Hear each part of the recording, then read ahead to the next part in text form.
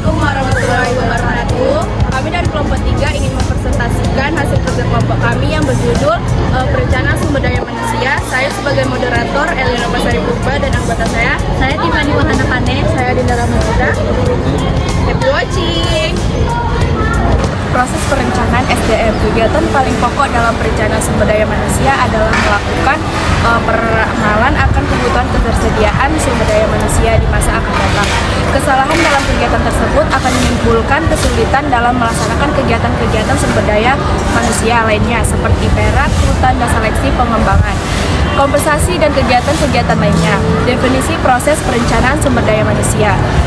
Seperti fungsi manajemen, fungsi MSDM juga terdiri dari perencanaan, pengorganisasian, pemimpin, dan pengontrolan.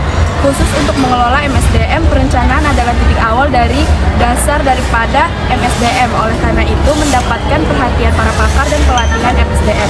Perencanaan sumber daya manusia adalah suatu proses memprediksi kegiatan dan kebutuhan sumber daya manusia suatu organisasi di masa sekarang dan masa akan datang. Agar organisasi tidak kelebihan jumlah sumber daya manusia dengan kualitas tertentu untuk mencapai tujuan organisasi. Manfaat perencanaan sumber daya manusia.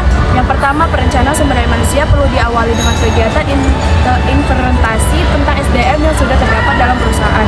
Yang kedua, melalui perencanaan SDM yang matang, efektivitas kerja juga dapat lebih ditingkatkan apabila SDM yang ada telah sesuai dengan kebutuhan perusahaan. Yang ketiga, produktivitas dapat lebih ditingkatkan apabila memiliki data tentang pengetahuan pekerjaan pelatihan yang telah diikuti oleh SDM. Langkah-langkah perencanaan SDM. 1. Perencanaan untuk kebutuhan masa depan. 2. Perencanaan untuk keseimbangan masa depan. 3. Perencanaan untuk pengadaan dan seleksi atau pemberian. 4. Perencanaan untuk mengembangkan. Tujuan perencanaan SDM. 1. Untuk menentukan kualitas dan kuantitas karyawan yang akan mengisi semua jabatan dalam perusahaan. 2.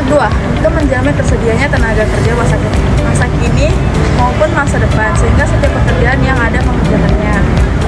3. Untuk menghindari terjadinya mismanajemen untuk tumpah tindih dalam pelaksanaan tugas. Ada juga tantangan SDM.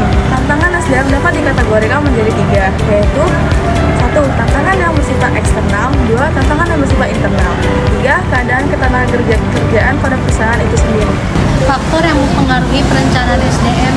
Yang pertama, perubahan demografi. Yang kedua, perubahan ekonomi. Ketiga, perubahan teknologi. Keempat, kondisi peraturan dan undang-undang. Kelima, perubahan perilaku terhadap karir dan pekerjaan. Selanjutnya ada definisi SDM menurut para pakar. Yang pertama, menurut pakar Arthur Sherman, definisi perencanaan sumber daya manusia adalah proses mengantisipasi dan membuat ketentuan bagi pergerakan orang di dalam dan keluar dari suatu organisasi.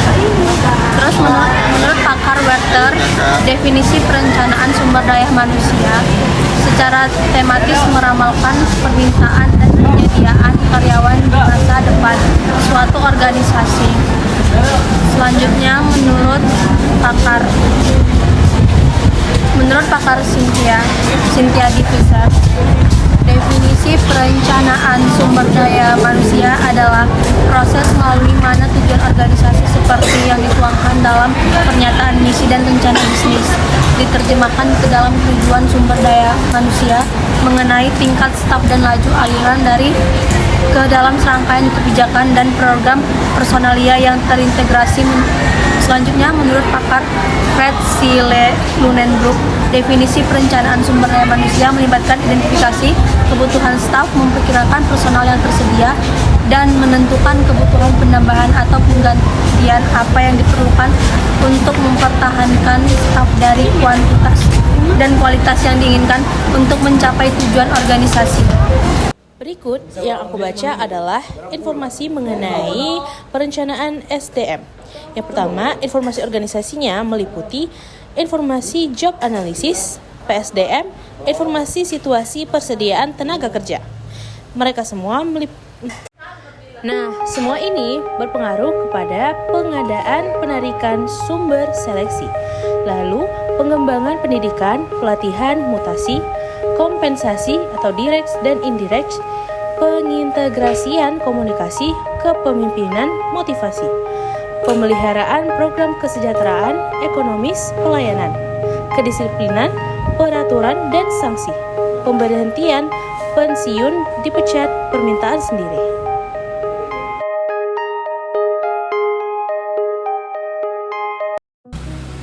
Audit proses untuk melaksanakan audit SDM perlu dibentuk suatu tim. Tim audit SDM yang antara lain beranggota manajer SDM, audit perusahaan, dan manajer lini pertama yang memimpin SDM dalam melaksanakan aktivitas perusahaan dalam mencapai tujuan organisasi.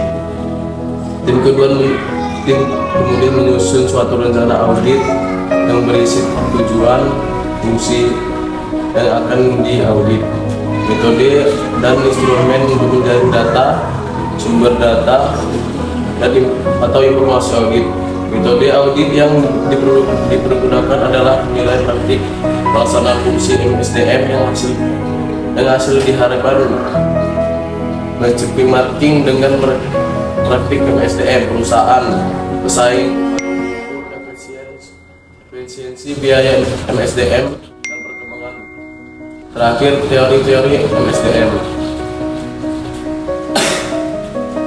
Secara spesifik, audit MSDM dilakukan dengan tujuan: 1. Memastikan pemanfaat tulisan secara efektif SDM manajemen ini. 4. Mengklarifikasi praktik bekerjanya MSDM dan peranan manajemen MSDM dalam berkontribusi dalam mencapai tujuan organisasi. 5. Membangun dasar untuk mengembang MSDM di kemudian hari. Ada beberapa kegiatan perusahaan untuk implementasi perencanaan SDM. 1.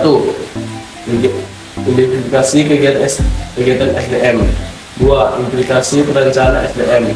3. Pengembangan tujuan dan sarana SDM. 4.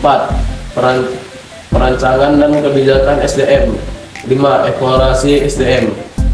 Kesimpulan, perencanaan SDM awal difokuskan pada peramalan kebutuhan SDM di masa depan, serta cara pencapaian tujuan dan implementasi program-program yang berkembang, termasuk dalam hal pengumpulan data untuk mengevaluasi efektivitas program yang sedang berjalan dan memberikan informasi kepada perencanaan bagi pemenuhan kebutuhan untuk merevisi peramalan dan program saat diperlukan.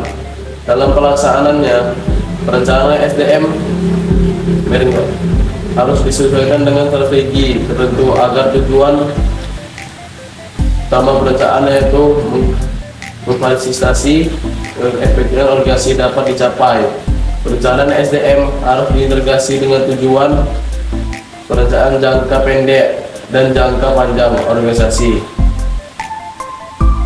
Hasil evaluasi perencanaan SDM jangka panjang dapat digunakan sebagai dasar perencanaan suksesi organisasi. Sekian dari video kami. Mohon maaf bila ada kesalahan. Assalamualaikum warahmatullahi wabarakatuh.